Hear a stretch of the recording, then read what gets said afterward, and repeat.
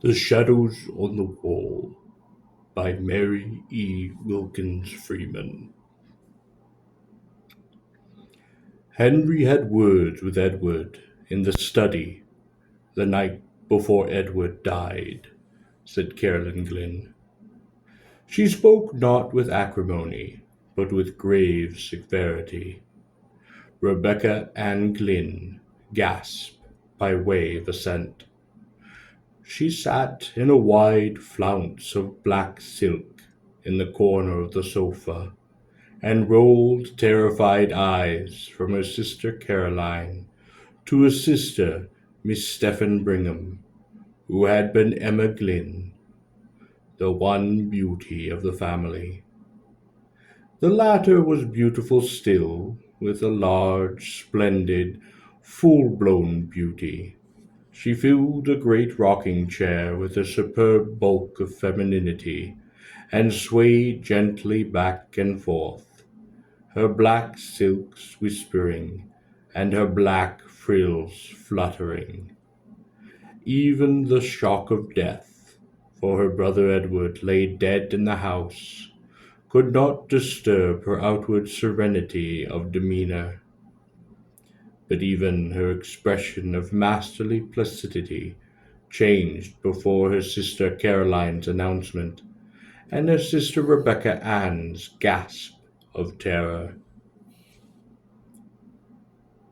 I think Henry might have controlled his temper. When poor Edward was so near his end, she said with an asperity which disturbed slightly the Rosetta curves of her beautiful mouth. Of course he did not know, murmured Rebecca, and in a faint tone. Of course he did not know it, said Caroline quickly. She turned on her sister with a strange, sharp look of suspicion. Then she shrank as if from the other's possible answer. Rebecca gasped again. The married sister, Miss Emma Brigham, was now sitting up straight in her chair. She had ceased rocking, and was eyeing them both intently, with a sudden accentuation of family likeness in her face. "What do you mean?" said she impartially to them both. Then she too seemed to shrink before a possible answer. She even laughed an evasive sort of laugh. "Nobody means anything," said Caroline firmly. She rose and crossed the room toward the door with grim decisiveness. "Where are you going?" asked Miss Brigham. "I have something to see to," replied Caroline, and the others at once knew by her tone that she had some solemn and sad duty to perform in the chamber of death. "Oh," said Miss Brigham. After the door had closed behind Caroline, she turned to Rebecca. "Did Henry have many words with him?" she asked. "They were talking very loud," replied Rebecca evasively. Miss Brigham looked at her. She had not resumed rocking. She still sat up straight, with a slight knitting of intensity on her fair forehead, between the pretty rippling curves of her auburn hair. "Did you ever hear anything?" she asked in a low voice, with a glance toward the door. "I was just across the hall in the south parlor, and that door was open, and this door ajar," replied Rebecca with a slight flush. "Then you must have." "Oh, I couldn't help it." "Everything?" "Well, most of it." "What was it?" "The same old story." "I suppose Henry was mad, as he always was, because Edward was living on here for nothing, when he had wasted all the money father had left him." Rebecca nodded with a fearful glance upon the door. When Emma spoke again, her voice was even more hushed. I know how he felt, she said. It must have looked to him as if Edward was living at his expense. But he wasn't.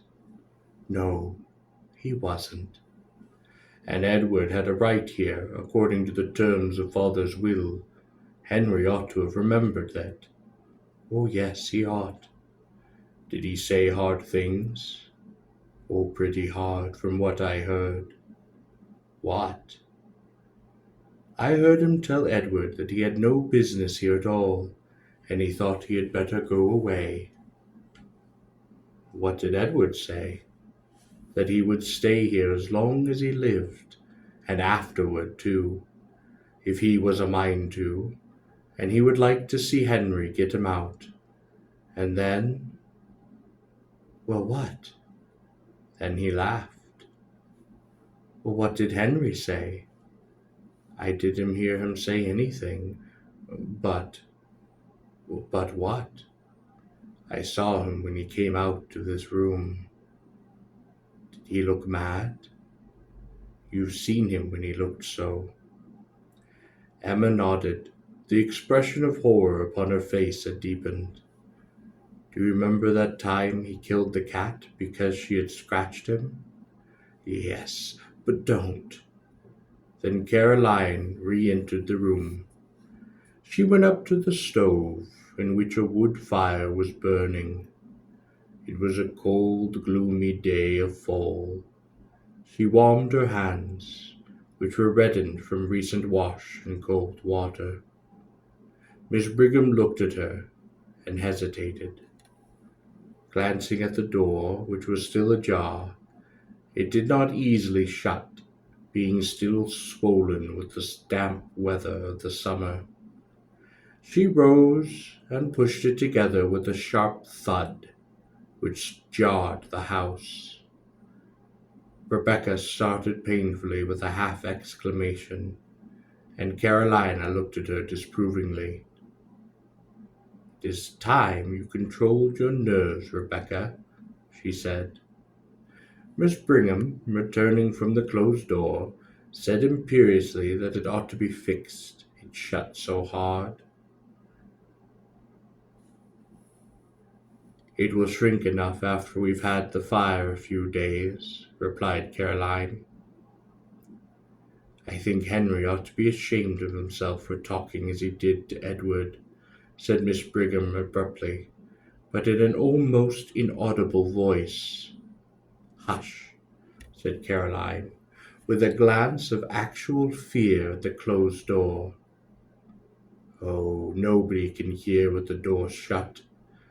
I say again, I think Henry ought to be ashamed of himself.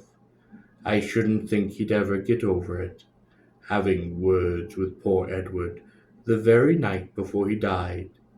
Edward was enough sight better disposition than Henry, with all his faults.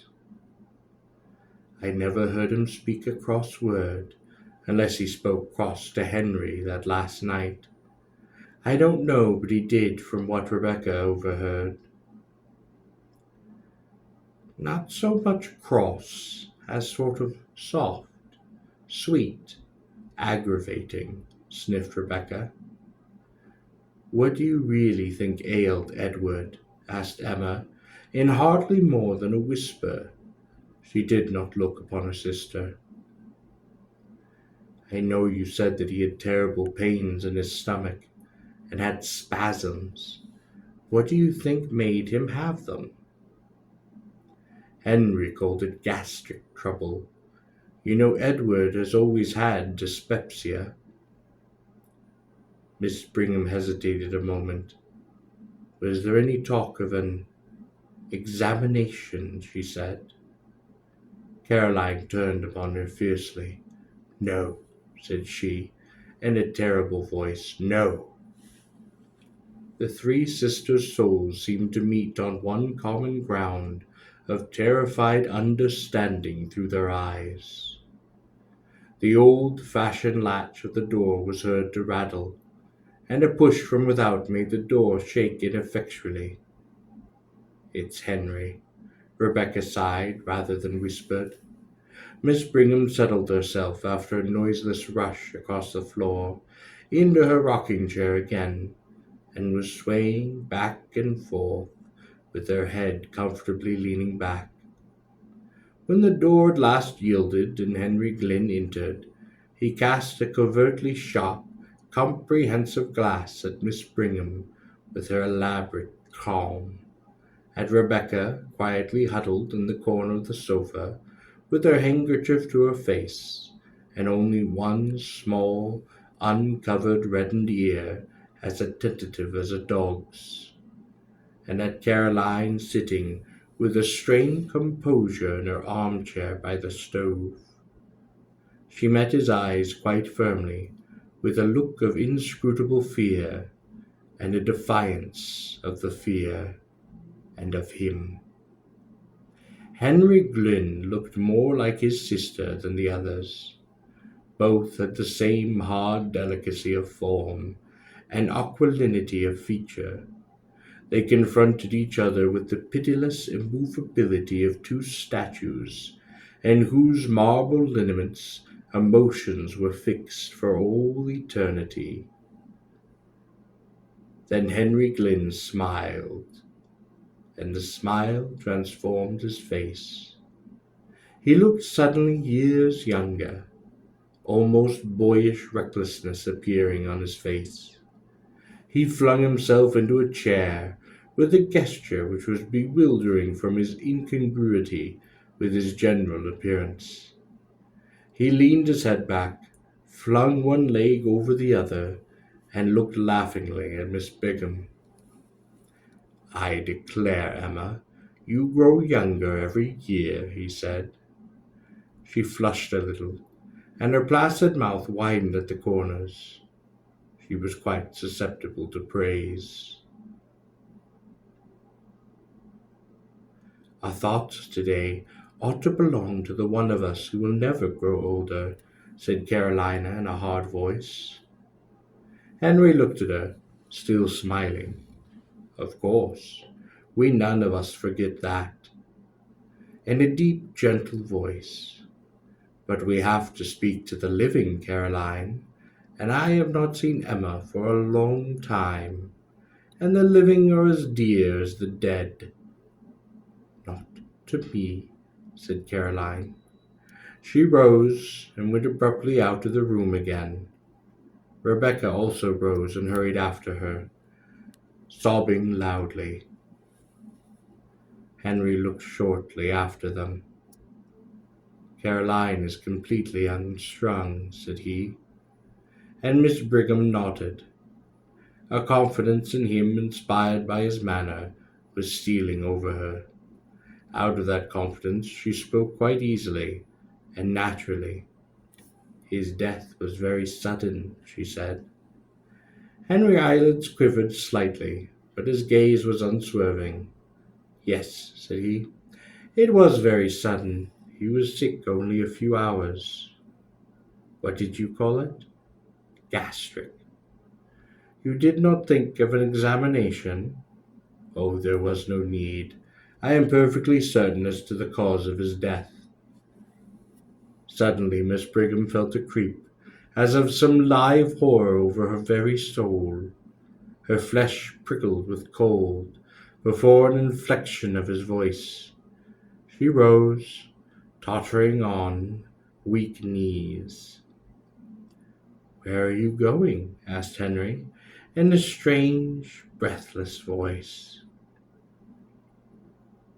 Miss Brigham said something incoherent about some sewing which she had to do, some black for the funeral, and was out of the room. She went up to the front chamber, which she occupied. Caroline was there. She went close to her and took her hands, and the two sisters looked at each other. "Don't speak. Don't. I won't have it," said Caroline, finally in an awful whisper. "I won't," replied Emma. That afternoon the three sisters were in the study. Miss Brigham was hemming some black material, and at last she laid her work upon her lap. It's no use. I cannot see to sew another stitch until we have some light, she said. Caroline, who was writing some letters at the table, turned to Rebecca, in her usual place upon the sofa. Rebecca, you had better get a lamp, she said. Rebecca started up, and even in the dusk her face showed her agitation. It doesn't seem to me that we need a lamp quite yet, she said in a piteous, pleading voice like a child's. Yes, we do, returned Miss Brigham preemptively. I cannot see to sew another stitch. Rebecca rose and left the room. Presently she entered with a lamp and set it upon the table. It was an old-fashioned card table, which was placed against the opposite wall from the window. That opposite wall was taken up with 3 doors. The one small space was occupied by the table.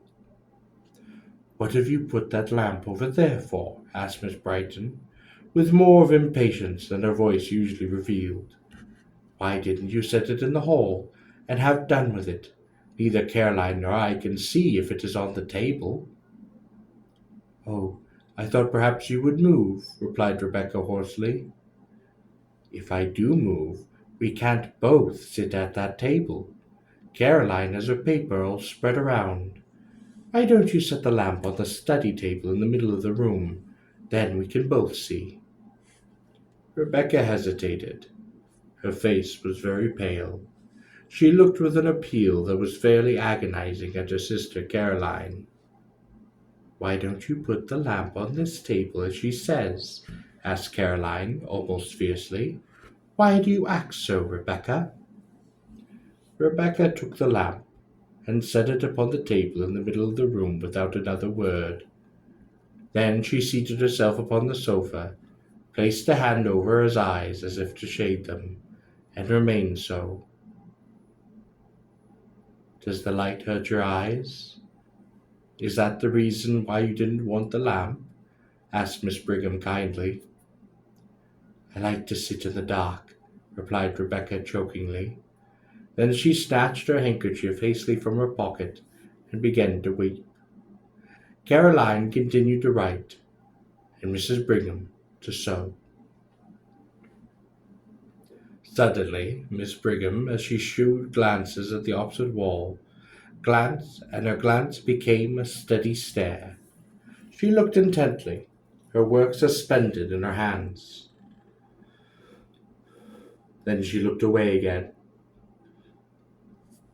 did a few more stitches, and then looked again, and again turned to her task. At last she laid her work in her lap, and started concentratedly. She looked from the wall around the room, taking note of the various objects. Then she turned to her sisters. "What is that?" she said. "What?" asked Caroline harshly. "That strange shadow on the wall," replied Miss Brigham. Rebecca sat with her face hidden. Caroline dipped her pen in the inkstand. "Oh, why don't you turn around and look?"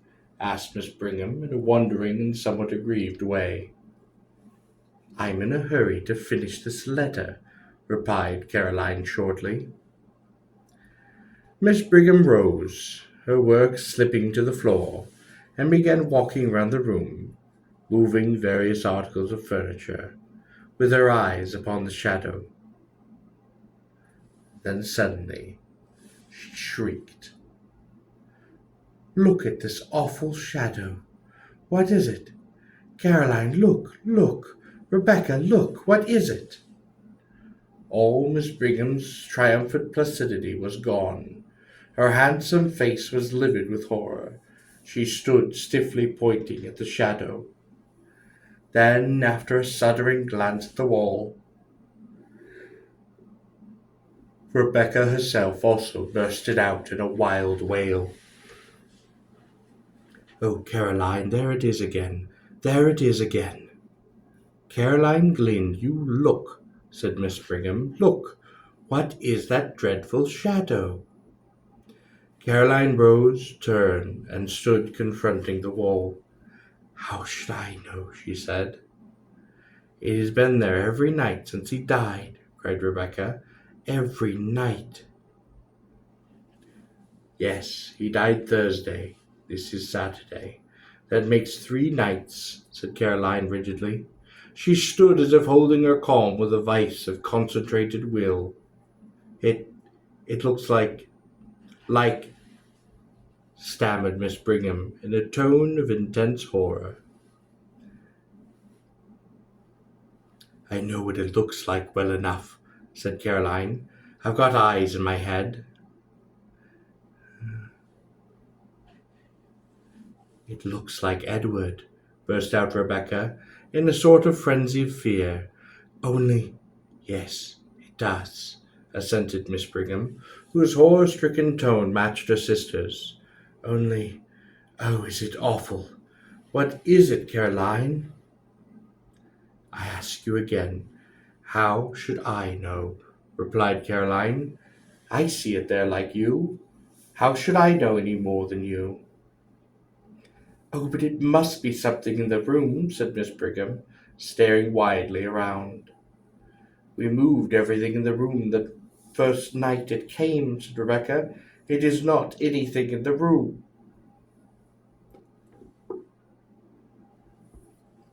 Caroline turned upon her with a sort of fury. Of course it's something in the room, she said. How you act! What do you mean talking so? Of course it is something in the room. Of course it is, agreed Miss Brigham, looking at Caroline suspiciously. It must be something in the room. But it is not anything in the room, repeated Rebecca, with obstinate horror.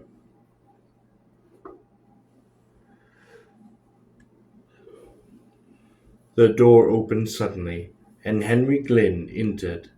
He began to speak. Then the eyes followed the direction of the others, and he stood staring at the shadow upon the wall. What is that? He demanded in a strange voice. It must be due to something in the room, Miss Brigham said faintly. Henry Glynn stood and stared a moment longer. His face showed a gamut of emotions, horror, conviction, then furious incredulity. Suddenly he began hastening hither and thither about the room, moving the furniture with fierce jerks, turning ever to see the effect upon the shadow on the wall. Not a line of its terrible outline ever wavered. It must be something in the room, he declared in a voice which seemed to snap like a leash. His face changed.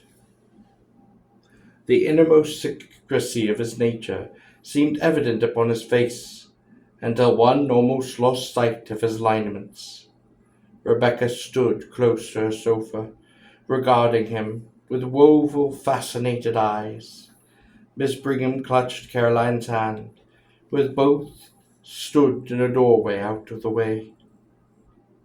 For a few moments he regarded about the rooms like a caged wild animal. He moved every piece of furniture, and when the moving of a piece did not affect the shadow, he flung it to the floor. Then suddenly he desisted and laughed. What an absurdity, he said easily. Such a to-do about a shadow. That's so, assented Miss Brigham, in a scared voice which she tried to make natural. As she spoke, she lifted a chair near her. I think you have broken the chair that Edward was fond of, said Caroline. Terror and wrath were struggling for expression upon her face. Her mouth was set, her eyes shrinking. Henry lifted the chair with a shadow of anxiety.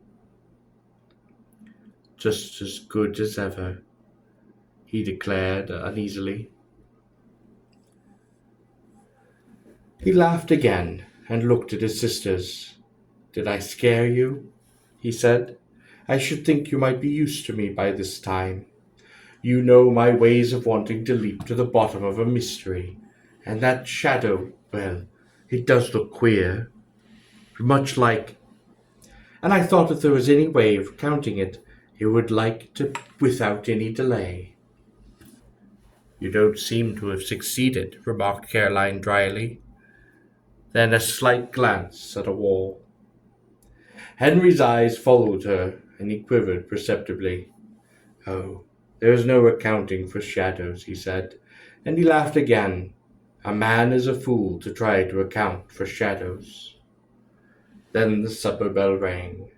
They all left the room, but Henry kept his back to the wall, and as he did, indeed, the others. Henry led the way with an alert motion, like a boy. Rebecca brought up the rear. She could scarcely walk. Her knees trembled so. I can't sit in that room again this evening, she whispered to Caroline after supper.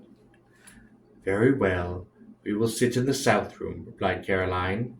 I think we will sit in the south parlour, she said aloud. It isn't as damp as the study, and I have a cold. So they all sat in the south parlour with their sewing. Henry read the newspaper, his chair drawn close to the lamp upon the table. About 9 o'clock he rose abruptly and crossed the wall to the study. The three sisters looked at one another. Miss Brigham rose, folded her rustling skirts compactly around her, and began tiptoeing toward the door. What are you going to do? Inquired Rebecca agitatedly. I am going to see about what he is about, replied Miss Brigham cautiously. As she spoke, she pointed to the study door across the hall, for it was ajar. Henry had striven to pull it together behind him, but had somehow swollen beyond the limit with curious speed. It was still ajar, and a streak of light showed him from atop the bottom. Miss Brigham folded her skirts so tightly that her bulk, with its swinging curves, was revealed in a black silk sheath, and she went with a slow trot across the hall to the study door. There she stood there, with her eyes upon the crack. In the south room, Rebecca stopped sewing and sat watching with dilated eyes.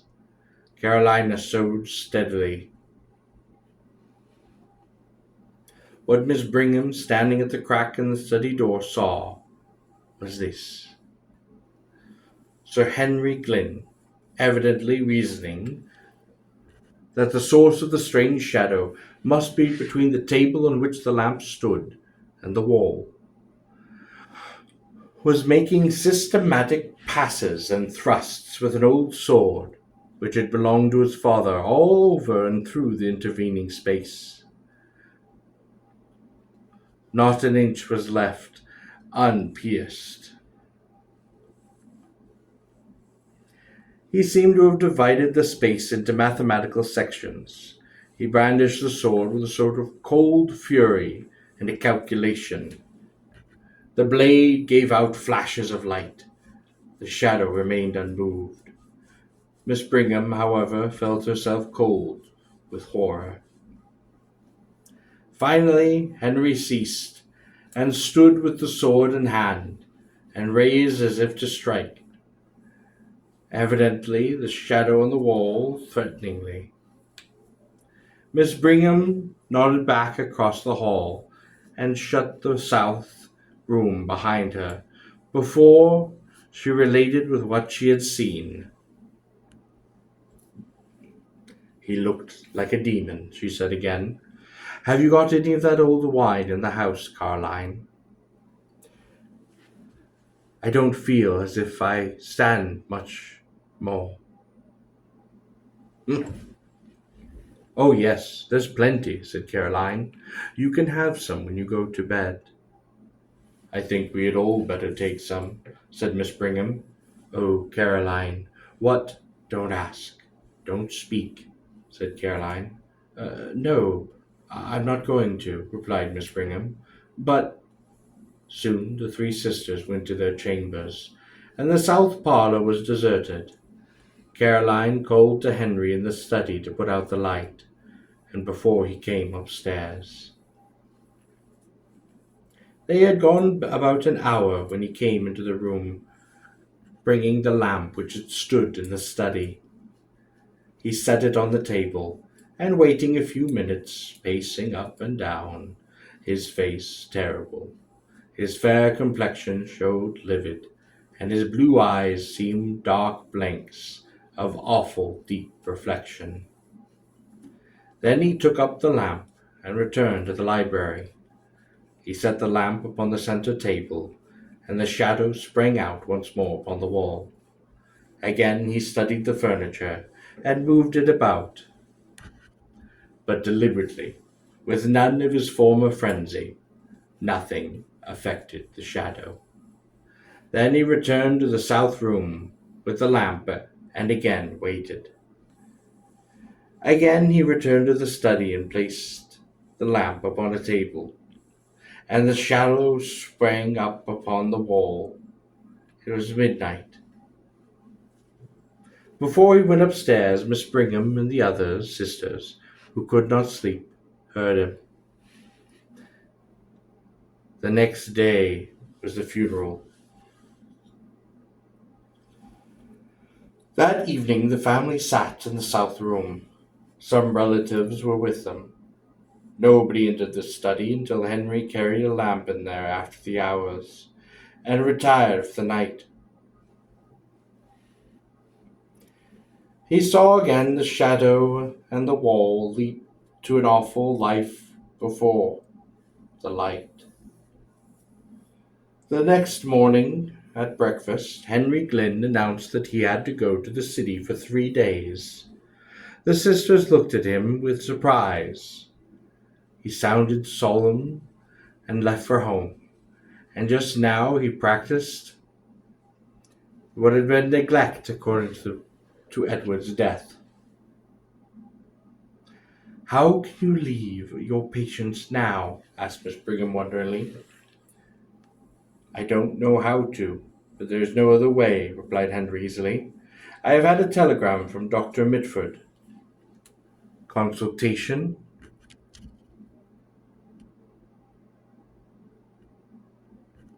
inquired Miss Brigham. "I have business," replied Henry. Dr. Mitford was an old classmate of his, who lived in a neighboring city, and who occasionally called upon him in the case of consultation. After he had gone, Miss Brigham and to Caroline that, after all, Henry had not said that he was going to consult with Dr. Mitford, and she thought it very strange. For strange is everything is very strange, said Rebecca with a shudder. "And what do you mean?" inquired Caroline. "Nothing," replied Rebecca. Nobody entered the study that day, nor the next. The third day, Henry was expected home, but he did not arrive, and the last train from the city had gone. "I call it pretty queer work," said Miss Brigham. "The idea of a doctor leaving his patients at such an hour as this, and the response of a consultation lasting 3 days. There was no sense in it. And now he was not come. I don't understand it, for my part." "I don't either," said Rebecca. They were all in the south parlour. There was no light in the study, and the door was ajar.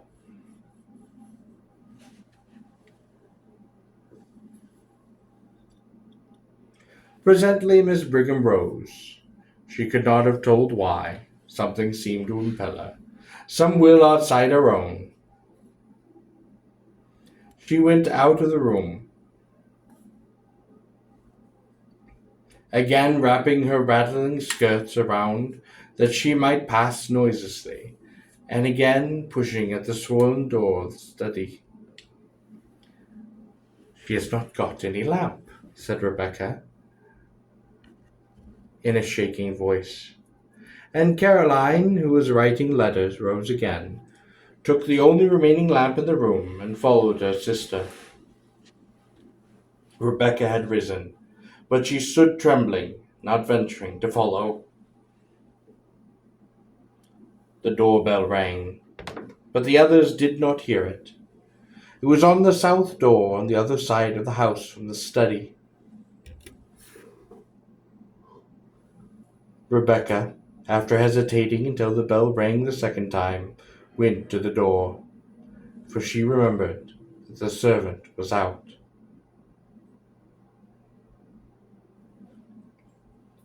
Caroline and her sister Emma entered the study. Carolina set the lamp upon the table, and they looked at the shadows. The sisters stood, clutching each other, staring at the awful things on the wall. Then Rebecca came in, staggering with the telegram in her hand. "Hey."